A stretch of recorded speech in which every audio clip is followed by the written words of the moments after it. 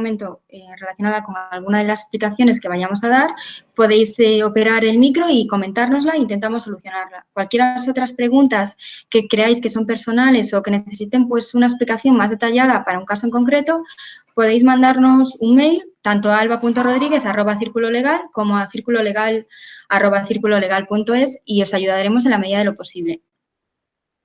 Y para tratar este tema que acabamos de hablar, este escenario que nos ha generado el COVID-19, en el taller de hoy vamos a dividirlo en 3 bloques. El primer bloque sería ese escenario empresarial que nos deja el COVID-19. Esto es algo que yo creo que ya todos conocemos más o menos, pero es importante recalcarlo porque al final es la pieza clave del taller de hoy y de todo lo que haremos en los próximos meses.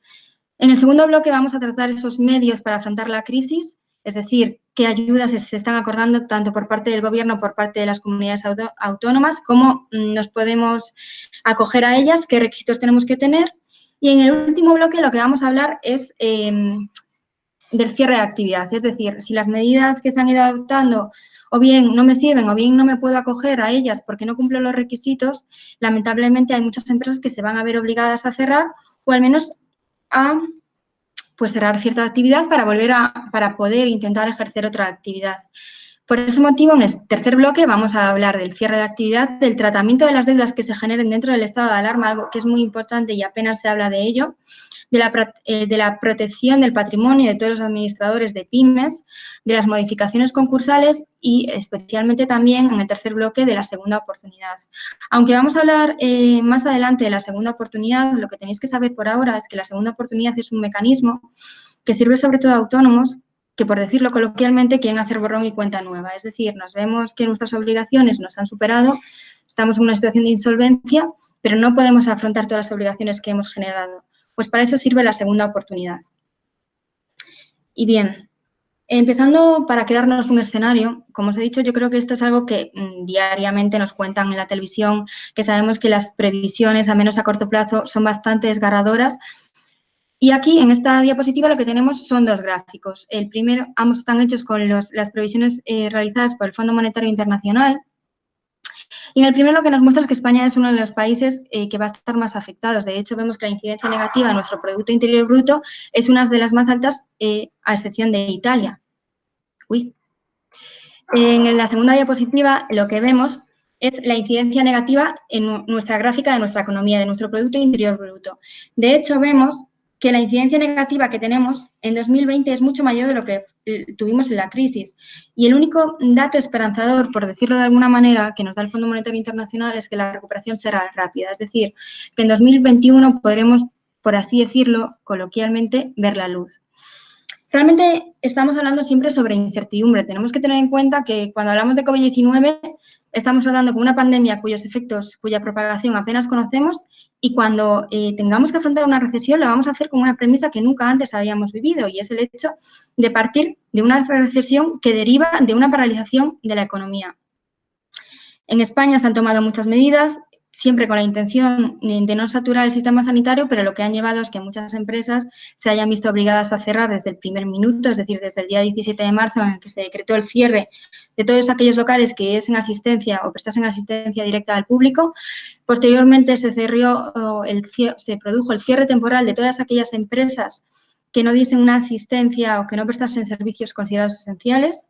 Se han limitado los despidos por causas objetivas.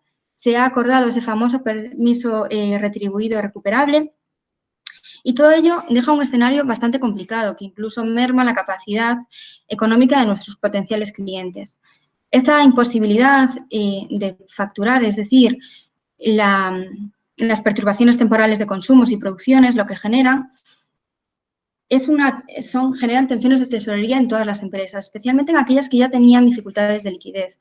Por tanto, se prevé que, lamentablemente, al finalizar este estado de alarma, haya muchas empresas que tengan que cerrar. Con intención de evitar ese cierre, ese cierre de producción, esa pérdida de empleos, lo que hace el Gobierno es tomar una serie de medidas y las toma, se podría decir, que prácticamente semanalmente. Son medidas que intentan evitar o paliar los efectos del COVID-19. Algunas de estas medidas, si ya nos adentramos en el bloque segundo, son las que vamos a comentar a continuación. Quizás la más famosa es la famosa financiación ICO. La financiación ICO al final no deja de ser unos avales del Estado que el Estado ha aprobado hasta 100.000 millones de euros y que se van acordando por tramos. La intención es facilitar la liquidez de las empresas y así mantener la producción y también mantener los empleos. Digo que se van acordando por tramos porque si veis aquí tenemos un primer tramo de 10.000 millones de euros para renovaciones y nuevos préstamos concedidos a autónomos y pymes. Esto fue aprobado en marzo. Posteriormente, a principios de abril, se aprobó otra ampliación de 20.000 millones de euros adicionales también solo para autónomos y pymes. Es decir, el Gobierno regularmente, según las necesidades, va ampliando esos tramos para poder llegar a financiar o a inyectar liquidez a todas aquellas pymes y autónomos que lo necesiten. Además, recientemente, esta misma semana, se han incluido los pagarés de mercado alternativa de renta fija. La intención, tal y como dice el Gobierno, es no solo financiar a través de los canales bancarios tradicionales, sino que ampliar mucho más e incluir las fuentes de liquidez proporcionadas por los mercados capitales. Esto sería en los avales del Estado que se gestionan por el Instituto de Créditos Oficial y, a su vez, a través de las entidades bancarias. La solicitud de este tipo de financiación es desde el 18 de marzo de 2020 hasta el 31 de diciembre de 2020. Hasta hace 2 días se podían solicitar hasta septiembre de 2020, pero como otra muestra de que estas medidas se van modificando continuamente, esta misma semana se ha acordado ampliar el plazo para pedir estas ayudas. El plazo del aval emitido va a coincidir con el plazo de la operación y no va a ser superior a 5 años. Además, tenemos que tener en cuenta que tenemos que cumplir una serie de requisitos para poder acogernos a este tipo de financiación, en el que el Estado nos va a financiar como pyme o autónomo hasta el 80% de lo solicitado, a avalar, perdón, el 80% de lo financiado. Los requisitos es no figurar en situación de morosidad. Tenemos que entender que no figuramos en situación de morosidad cuando no estamos, por ejemplo, en un fichero de morosidad como puede ser ASNEF. Es decir, si vamos a nuestra entidad bancaria y solicitamos una CIRBE, ahí podremos ver si estamos o no incluidos en algún fichero de morosidad. Además, no podemos estar sujetos a ningún procedimiento concursal antes del 17 de marzo. Aquí hay que puntualizar que no estar sujeto a un procedimiento concursal no implica haberlo solicitado. Es simplemente encontrarse en causa de insolvencia y cumplir los requisitos para estar en la obligación de solicitar un procedimiento concursal. Y, por último, solo para las subvenciones que estén dentro del marco temporal de los fondos europeos es no encontrarse en situación de crisis. Al final es un término que igual que los anteriores, lo que intenta es proteger a esta financiación para que solo sea o solo se pueda beneficiar a aquellas empresas que tienen una tensión de tesorería producto de la incidencia del COVID-19. Es decir, tenemos que tener en cuenta que todas estas empresas no sirven o no pueden valer para inyectar a aquellas empresas que ya tenían problemas de tesorería que no están causados directamente por el COVID-19. Es una batería de medidas que intenta ayudar a todas aquellas pymes y autónomos que han visto restringida su actividad económica por las medidas que se tomaron para evitar la propagación del virus. Además, dentro de estas medidas que hemos comentado, como la financiación ICO, nos encontramos varias moratorias o aplazamientos. Hablamos de la moratoria de cotizaciones sociales para empresas y autónomos. Aquí es importante destacar que no se generan intereses. Es decir, yo puedo pedir un aplazamiento a la Seguridad Social sobre todas aquellas deudas que se deben entre abril y junio y no voy a generar intereses y solo voy a tener que pagar esa cantidad que he solicitado su aplazamiento. Esto hay que ponerlo en consideración con la siguiente medida, que es que se aplazan los 6 meses los impuestos para pymes y autónomos. Aquí sí que hay recargo, es decir, los primeros 3 meses yo puedo aplazar la deuda y no se están generando intereses, pero después voy a seguir generando intereses los últimos 3 meses. Realmente el interés yo creo que es asumible porque es un interés muy bajo y que para que nos hagamos un ejemplo, si tengo que pagar 10.000 euros, si solicito el aplazamiento de 10.000 euros, tendría que pagar 94 euros. Entonces hablamos de un tipo de financiación que podemos valorar y que es asumible el tipo de interés que nos reclaman. Después podemos solicitar también la suspensión de pagos energéticos para pymes y autónomos. Esto nos vale cuando tenemos una serie de suministros aparejados a la realización o al ejercicio de nuestra actividad económica y podemos solicitar el aplazamiento. También el aplazamiento y refinanciación de préstamos de industria. Esta medida, obviamente, solo se puede acoger a ella quien ya tenga un préstamo de industria y lo que pretende es ayudar a las empresas o pymes que lo hayan solicitado a siempre que justifiquen que la reducción de ventas, la imposibilidad de conseguir material o cualquier otra incidencia en la cadena de producción sea en consecuencia directa del COVID-19, pues solicitar un aplazamiento tanto del principal como de los intereses.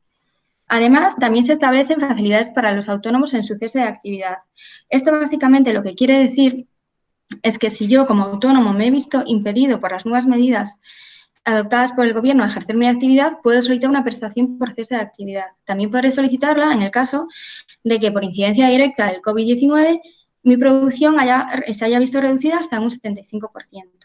Y por último, la moratoria del arrendamiento. La moratoria del arrendamiento es una medida que es reciente, que se ha aprobado esta semana y de hecho ya se estaba demandando desde el primer momento. Al final, se trata de un aplazamiento, dependerá de las características del propietario del inmueble y tendremos que valorar qué opciones nos da. Muchas veces las medidas que ofrece, sobre todo cuando nos encontramos que el propietario del local donde realizamos nuestra actividad no es un gran tenedor, lo único que nos permite es hacer uso de la fianza y solicitar un aplazamiento, pero en ningún momento nos va a permitir la reducción, ni muchísimo menos un aplazamiento, por ejemplo, de 4 meses que podríamos solicitar a un gran tenedor.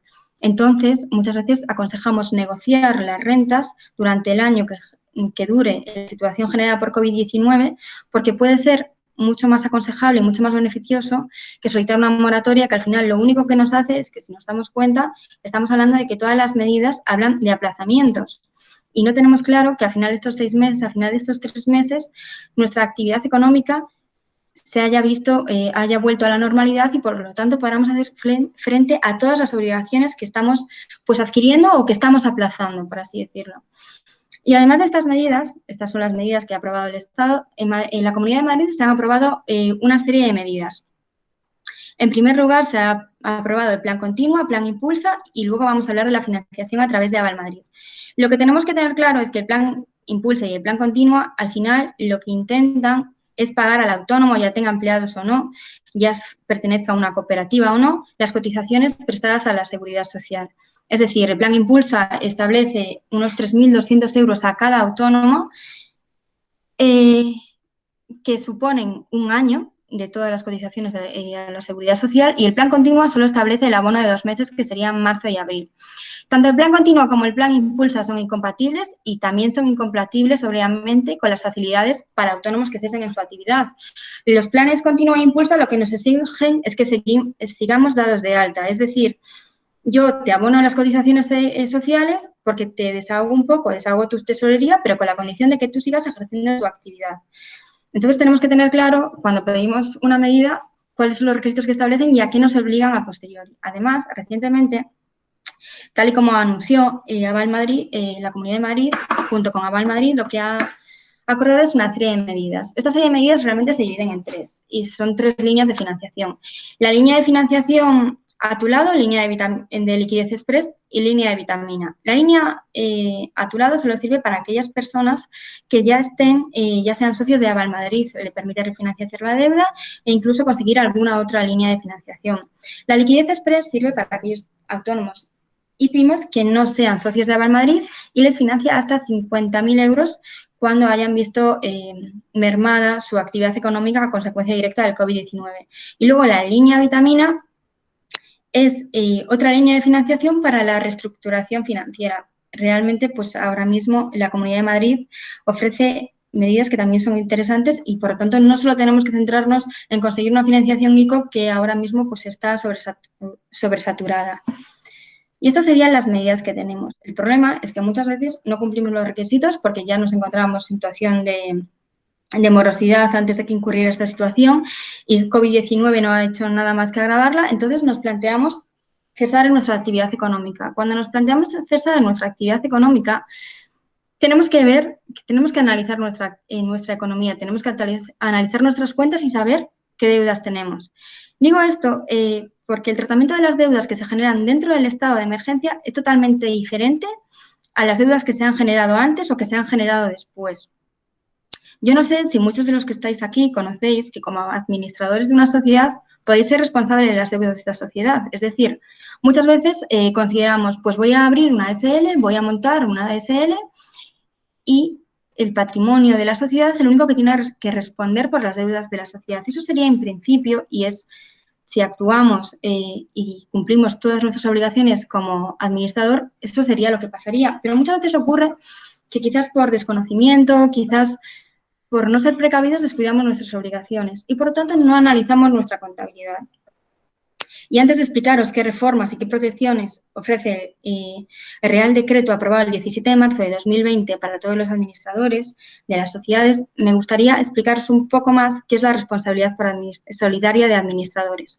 Vale, esta responsabilidad se deriva o ocurre cuando yo como administrador de una sociedad veo que mi sociedad está incursa en causa de disolución. Entonces, tengo la obligación de convocar una junta dentro del plazo de 2 meses y revertir la situación. La situación se puede revertir, 1, tomando un acuerdo que permita revertir esa situación económica o esa situación de desequilibrio financiero, o 2, solicitando el concurso.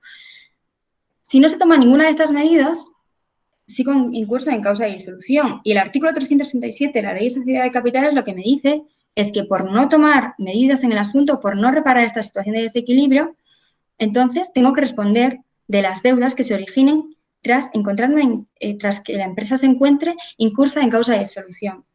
Pero, ¿cuándo una empresa se encuentra incursa en causa de disolución? Vale, esto yo creo que es un ejemplo bastante gráfico que se va a entender perfectamente. Entendemos que una empresa se encuentra incursa en causa de disolución cuando tiene un desequilibrio.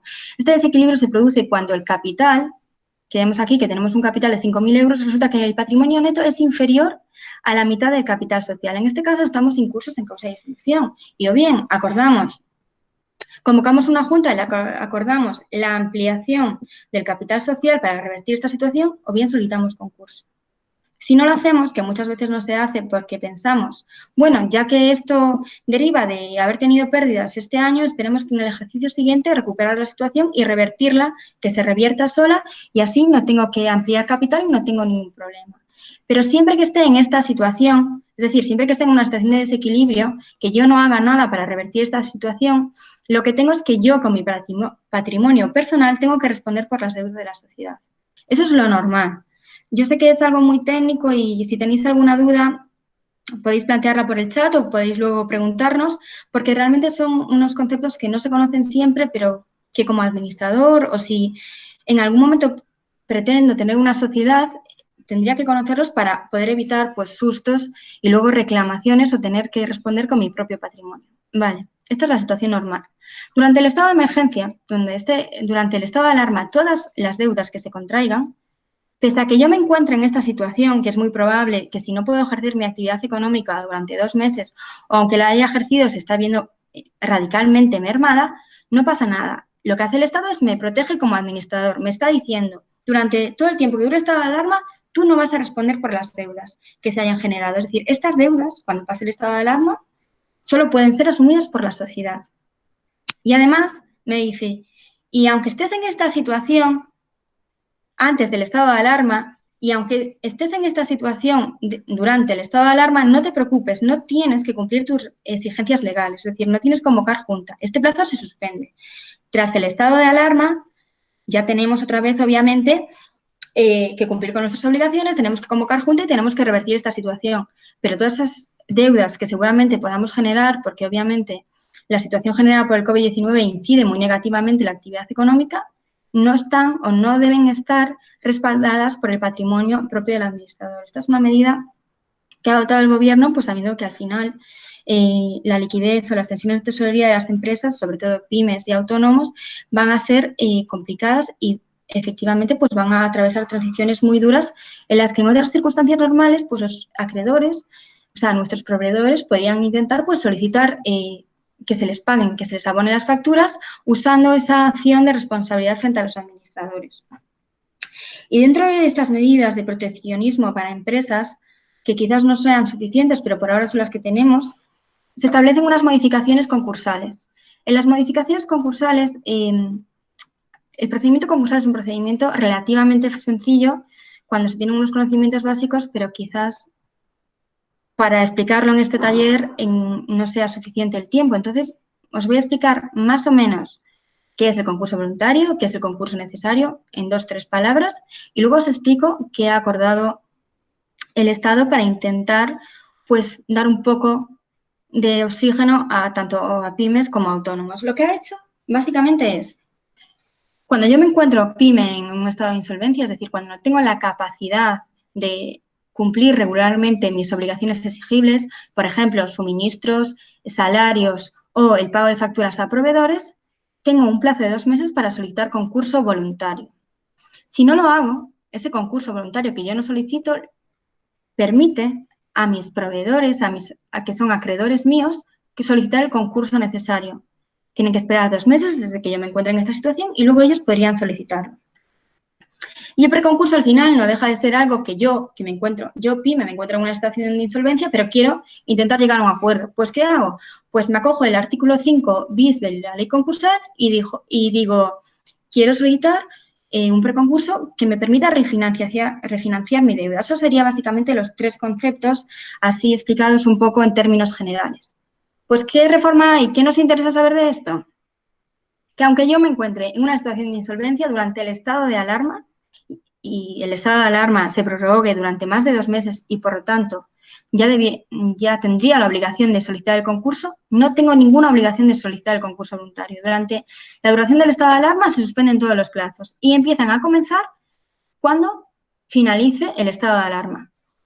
Lo mismo pasa con el concurso necesario, ¿no? Si a mí no se me obliga a presentar concurso voluntario ante el estado de alarma, no se le va a permitir a los acreedores tampoco solicitarlo hasta que transcurran 2 meses desde la finalización del estado de alarma. Esto es con la idea, pues, al final de permitir a las empresas un poco más de plazo, ¿no? Para intentar, pues, conseguir la financiación suficiente, llegar a algún acuerdo, conseguir un acuerdo de refinanciación y todo ello, pues, siempre es una medida que, aunque no sea una medida que produzca una inyección de capital, lo que hace es permitir a las empresas tiempo, que muchas veces lo único que necesitamos es tiempo para que la situación vuelva a la normalidad, podamos volver a nuestra producción, podamos volver a ejercer nuestra actividad económica. Y por último, hablamos del preconcurso. El preconcurso también se ha suspendido, pero en los plazos del preconcurso, aunque estén suspendidos, vamos a tratarlos un poco más en extensión, porque realmente es algo que sí que nos interesa de cara a la finalización del COVID-19. Muchas veces el preconcurso tiene la fama de que los deudores o las empresas insolventes lo solicitan con el único pretexto de ganar tiempo. Lo que tenemos que tener claro es que el preconcurso al final lo que nos permite no solo es ganar tiempo, sino es revertir la situación. El preconcurso, cuando yo solicito un preconcurso, lo que estoy diciendo al juzgado es que necesito que se me conceda, en este caso, un plazo de 3 meses para intentar llegar a algún acuerdo con mis acreedores para conseguir la refinanciación suficiente. ¿Qué ventajas tiene el preconcurso? A diferencia del concurso voluntario, cuando yo solicito o estoy en régimen de preconcurso, para que nos entendamos, tengo la capacidad de seguir dirigiendo mi empresa. Cuando yo estoy dentro de un concurso, lo que tengo es un administrador concursal que viene, que dirige y que administra mi empresa. Si yo quiero seguir ejerciendo mi empresa, si yo tengo fe en que tengamos en cuenta que tengo 2 meses para solicitar el concurso después del estado de alarma, o sea que podría solicitar el preconcurso, tengo 3 meses de preconcurso más otro mes para solicitar el concurso en el caso de que no haya acuerdo, es decir, tengo hasta prácticamente, pongámosle, 5 meses y medio para intentar revertir esta situación si opto por el preconcurso. Si la situación mejora, tengo 5 meses no solo para intentar llegar a un acuerdo, sino que además, después del estado de alarma, los procedimientos judiciales ya no van a estar suspendidos, entonces van a empezar las ejecuciones, van a empezar las demandas. Lo que hago es parar los procedimientos de ejecución, es decir, si yo solicito un preconcurso, protejo todo mi patrimonio que sea inherente a mi actividad económica. Es una de las medidas quizás más adecuadas si yo lo que pretendo es conseguir un acuerdo de financiación y no quiero ir al concurso voluntario, pues lo que hay que hacer es pedir el preconcurso porque me protejo. Impido que ninguno de mis acreedores intente iniciar un procedimiento que derive en un procedimiento de ejecución y, por lo tanto, acabe con que se embargue parte del activo y yo ya no pueda realizar mi actividad económica. Entonces, tenemos que tener claro que la opción del preconcurso es una opción muy ventajosa. Eso sí, los embargos de la Seguridad Social y de la Agencia Tributaria no se suspenden.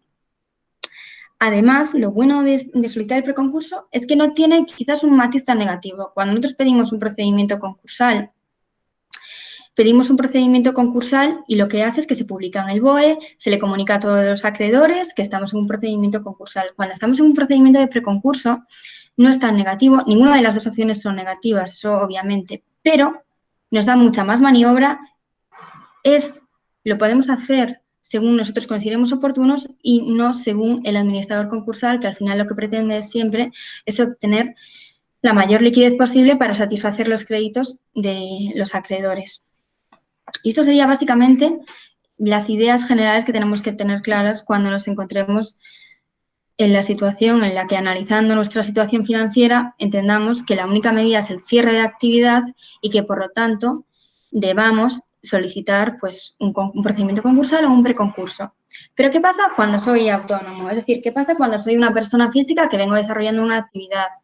Cuando solicitamos el concurso de una persona jurídica, al final, a menos que se abra una pieza de calificación, es decir, se dirijan responsabilidades contra los administradores, que eso solo ocurre cuando se cometen acciones negligentes, cuando no se respetan las obligaciones inherentes al cargo.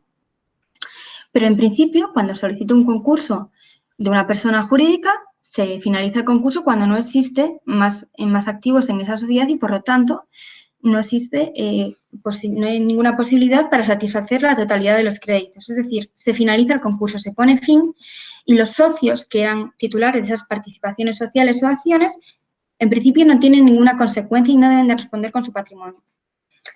La idea de la segunda oportunidad al final es, pues, un poquito lo mismo, pero para autónomos. Es decir, tenemos que tener en cuenta que como autónomos respondemos con nuestro patrimonio personal. Entonces, la idea de la segunda oportunidad de este mecanismo es que sea usado como una herramienta para las personas que se encuentran en una situación de quiebra económica y no pueden hacer frente a sus deudas. Es decir, por así decirlo, darles una nueva vida. Hay un negocio que ha ido mal, a consecuencia, por ejemplo, del COVID-19, ¿qué puedo hacer? Pues si cumple los requisitos suficientes, si lleva un acuerdo extrajudicial, posteriormente podría solicitar el beneficio de exoneración del pasivo insatisfecho. Estas medidas, así dicho, pues suenan muy bien, pero obviamente hay que cumplir una serie de requisitos para que se acuerden. Es un procedimiento no muy largo, pero sí que tiene, pues, al final, como todos, cierto tecnicismo. Entonces, si os parece, pues lo vamos a explicar para que entendáis que esta posibilidad, que yo creo que a todo el mundo le alivia que sea autónomo y que pueda tener algunas deudas, saber que existe una oportunidad para volver a empezar. Esto es lo que pretende este procedimiento. Así empezaríamos con un acuerdo extrajudicial, es decir, nosotros vamos a un notario o a un registrador concursal y se nombra un mediador concursal, que es el que intenta mediar entre las partes, es decir, entre yo, autónomo, incapaz de hacer frente a la situación económica, y todos mis acreedores. Intentamos llegar a un acuerdo. Si se llega a ese acuerdo extrajudicial, si se cumplen una serie de requisitos, si se paga una cierta parte, como mínimo, en el primer caso habría que pagar todos los créditos contra la masa, que para que nos entendamos pueden ser créditos como pueden ser ciertos salarios de los empleados, los créditos privilegiados y un 25% de los ordinarios. Y si cumple esas características, puedo acudir a solicitar el beneficio de exoneración del pasivo insatisfecho. Es decir, que se me condonen todas las deudas. Obviamente, para que eso pase, tengo que cumplir una serie de requisitos. Tengo que demostrar que ya no tengo más patrimonio. Es decir, todo el patrimonio que yo tenía hasta ahora lo he liquidado con la única intención de satisfacer todos los créditos que tenía a favor, pues, de mis proveedores, por ejemplo. Luego tengo la obligación de actuar de buena fe. Además, las deudas no pueden superar al total de 5 millones. Se incluyen todas las deudas, las que he satisfecho y las cuales solicito esa condonación, por así decirlo. No puedo haber solicitado este procedimiento en los 10 años anteriores. Obviamente, como actúo de buena fe, también se exige que no haya sido declarado culpable por delitos económicos o sociales, que no existan tampoco condenas en los 10 años anteriores relativas a patrimonio, falsedad documental, hacienda pública, seguridad social, y que en el caso de que yo haya intentado llegar a un convenio y este convenio no se haya podido realizar porque no tuviese dinero suficiente, también se valora o también se necesita que yo no rechace una oferta de empleo que era considerada adecuada a mis capacidades. Esto también es un criterio un poco subjetivo porque hay que valorar el perfil del deudor, qué oferta tiene y qué oferta rechaza y por qué la rechaza. Estos serían básicamente los requisitos que me permitirían acogerme a un beneficio de exoneración del pasivo insatisfecho.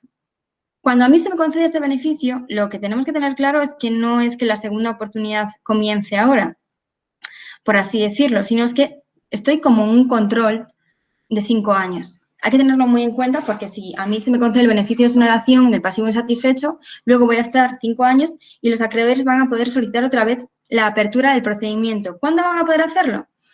Cuando demuestren que yo tenía patrimonio pero no lo puse en conocimiento del mediador concursal, por ejemplo. Cuando demuestren que yo he venido a mejor fortuna. El término de he venido a mejor fortuna lo que requiere es que obviamente nuestras capacidades económicas hayan aumentado de forma ostensible. No es encontrar un trabajo como tal, eso no permitiría a los acreedores iniciar el procedimiento, pero sí que la mejora fuera una mejora que permitiese me permitiese a mí hacerme cargo de todas aquellas deudas que supuestamente me habían sido condonadas. Si tras esos 5 años yo no vuelvo a mejor fortuna, no se descubre que yo tenga ningún otro bien, ese beneficio de exoneración del pasivo insatisfecho sí que sería definitivo. Y sería ahí cuando realmente ya no tendríamos ninguna obligación y ya no cargaríamos con la maleta o con el lastre que muchas veces conlleva pues, tener pues una mala experiencia en los negocios. Y esto, pues, sería todo. Yo no sé si tenéis alguna duda, si tenéis algún tema personal o alguna cuestión que preferís comentarla por privado, podéis mandarme un correo sin problemas y todo lo que os podamos ayudar, pues estaremos encantados en Círculo Legal y muchísimas gracias por asistir.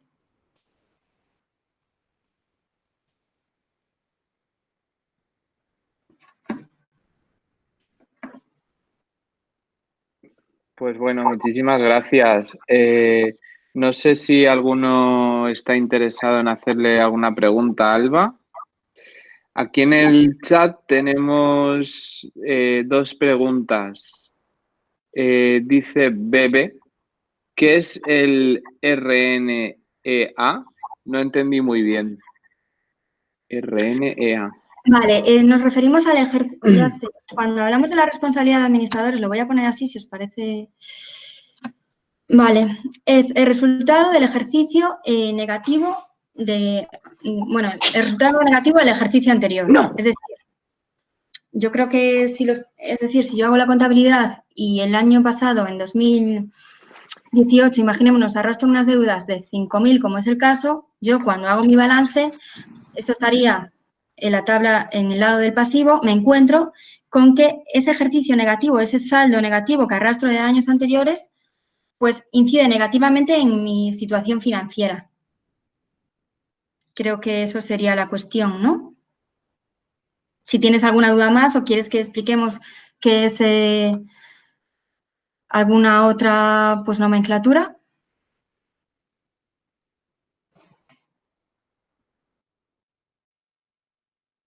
Bueno, al parecer no quieren seguir preguntando. Luego, aquí dice perfecto, dice Bebe, perfecto, sí, muchas gracias, Alba. Hay otra pregunta de Óscar Maceda, dice ¿qué responsabilidad tiene un autónomo societario sobre su patrimonio en el caso de un concurso?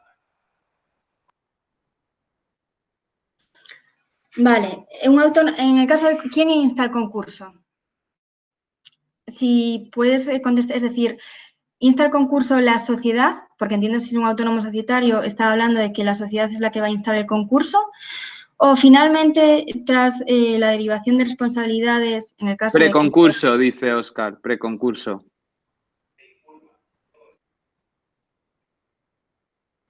¿Perdón? Preconcurso. Vale. Pero ¿quién solicita el preconcurso? Entiendo, la sociedad solicita el preconcurso. Realmente no hay ninguna responsabilidad. Es decir, el preconcurso se solicita con intención de llegar a algún acuerdo. Y si yo no llego a algún acuerdo, tengo la obligación de solicitar el concurso. ¿Existe una responsabilidad o se puede abrir una pieza de calificación cuando yo solicito el preconcurso, no llego a ningún acuerdo y pasan los 3 meses que me han dado de plazo y no solicito el concurso? Entonces, los acreedores solicitan el concurso necesario y eso va a ser un hándicap de cara a la pieza de calificación para determinar si yo como administrador soy o no soy culpable. Dice Óscar, ¿y si es concurso necesario? Vale, eso es lo que acabamos de hablar. Al final que mis acreedores soliciten el concurso necesario, es un hecho o es una circunstancia que sí que se tiene en cuenta para valorar si yo he actuado de buena fe o no. Obviamente es un hándicap negativo, eso sí, es verdad, pero no determina, ni muchísimo menos puede determinar que yo responda de todas mis deudas. Además, cuando se abre una pieza de calificación, también se determina hasta qué punto tengo que responder o cuáles son las consecuencias de que el concurso se declare culpable. No porque tengamos un concurso culpable, de repente estemos obligados a pagar todas las deudas que haya generado la sociedad. Eso normalmente se delimita, también se delimitan las consecuencias que se establecen de esa pues, declaración de culpabilidad. De acuerdo. Luego hay que me he dejado aquí otra de Javier Muñoz. Dice, quisiera saber si solicitar la baja de actividad de mi empresa es lo mismo que un preconcurso. Gracias. No. Cuando solicitamos un preconcurso, realmente lo que estamos haciendo es que nosotros queremos seguir ejerciendo nuestra actividad, pero pues tenemos un desequilibrio financiero que nos obliga pues a sentarnos, por así decirlo, y a ver cómo podemos o refinanciar nuestra deuda o negociar con nuestros acreedores. Pero nuestra intención de preconcurso es continuar con nuestra actividad. En el momento que nosotros solicitemos el cese de actividad, lo que pretendemos es no seguir realizando nuestra actividad y, por lo tanto, son pues dos cuestiones que son totalmente incompatibles.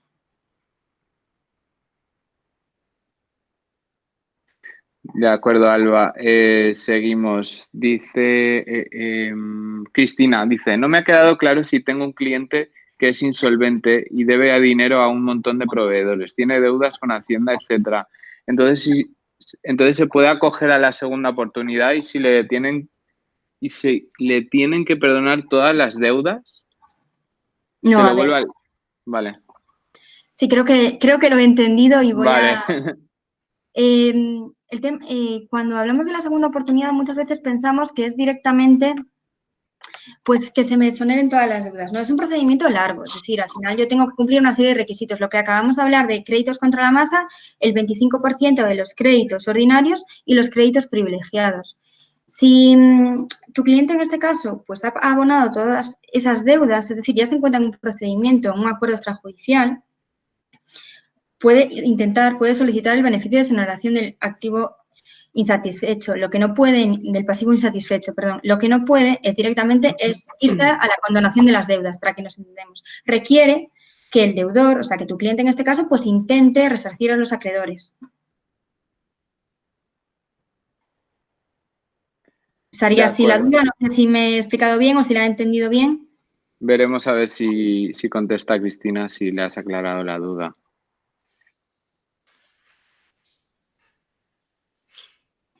Por ahora no contesta.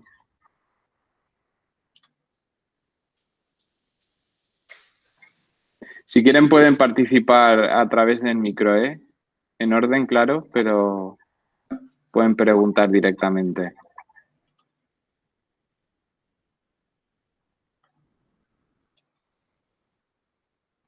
Óscar Maceda ha seguido con sus preguntas, ¿Sí? diciendo sobre el tema que preguntaba, si decía, pero si no hay mala fe por parte del administrador autónomo societario, no podrían ir en contra de su patrimonio, ¿verdad? A ver, el término mala fe es un término complicado. Es decir, es un término que al final se define jurisprudencialmente, es decir, lo definen los tribunales y no tiene una definición clara y precisa. Si han actuado de buena fe, si es demostrable que hayan actuado de buena fe, en principio, no hay ninguna responsabilidad y no puede derivarse de responsabilidad dentro de la pieza de calificación. Cuando hablamos de un procedimiento concursal, hay como muchas fases, ¿no? Muchas piezas. Hablamos de la pieza de liquidación, que es cuando se empiezan a vender todos los activos, y hablamos también de la pieza de calificación. Esta es la pieza sexta que se abre ya al final de todo el procedimiento concursal. Y en esta pieza de calificación se valoran muchas cosas. Se valoran que hayas pedido el concurso, se valora que cuando el administrador concursal te solicitó documentación, si la aportaras o no, se valora cómo esté realizada la contabilidad, porque muchas veces hay contabilidad pues que quizás por una mala comunicación con los demás socios, quizás porque se me olvidan pasar X facturas o por cualquier otra circunstancia, pues no está bien planteada y a veces esos pequeños detalles o esos pequeños pues deslices pueden suponer pues que también se tengan en cuenta de cara a la valoración de la pieza de calificación. El hecho de no presentarlo directamente obviamente no es consecuencia directa de que se dictamine en la pieza de calificación que el concurso es culpable, pero sí que se va a tener en cuenta como algo negativo y a valorar con muchas otras cosas, como es la colaboración con el administrador concursal o que se hayan intentado pagar todas las obligaciones y, sobre todo, saber cómo ocurrió esa causa de insolvencia.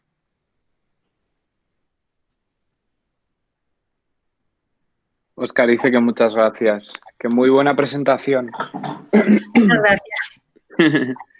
No sé si, bueno, nos quedan 10 minutitos. No sé si alguien está interesado en hacerle alguna otra pregunta a Alba. Pues, como he dicho, podéis hacerlo directamente habilitando el micro, si lo deseáis.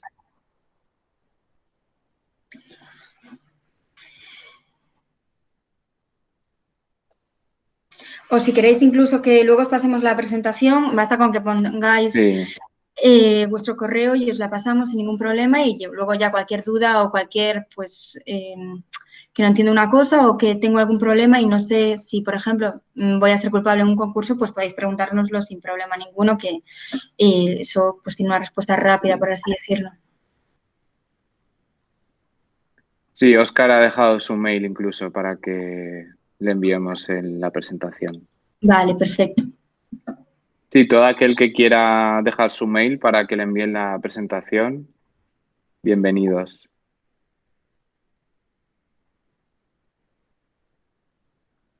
Bueno, al parecer nadie quiere preguntar nada más.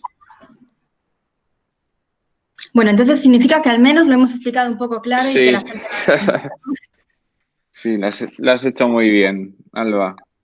Bueno, muchas gracias a vosotros por darnos la oportunidad y bueno, estamos en contacto y para seguir realizando talleres y bueno, ayudar a todo el mundo a salir de esta situación.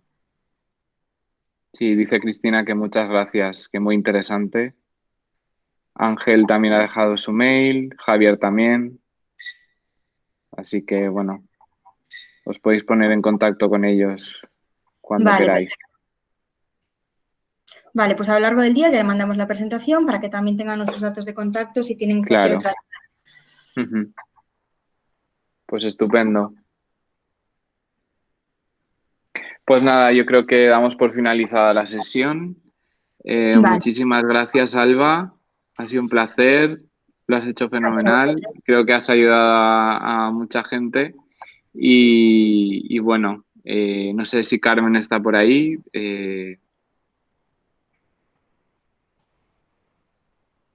Carmen. Bueno, por mi parte, yo también enviaré un formulario de una encuesta de calidad sobre el servicio que tanto ha ofrecido Alba como nosotros, como International Lab. Y bueno, muchas gracias a todos por asistir y nos vemos en otro webinar. Bueno, muchísimas gracias. Estamos en contacto. Estamos en contacto, Alba. Muchas gracias. Hasta luego. Hasta luego.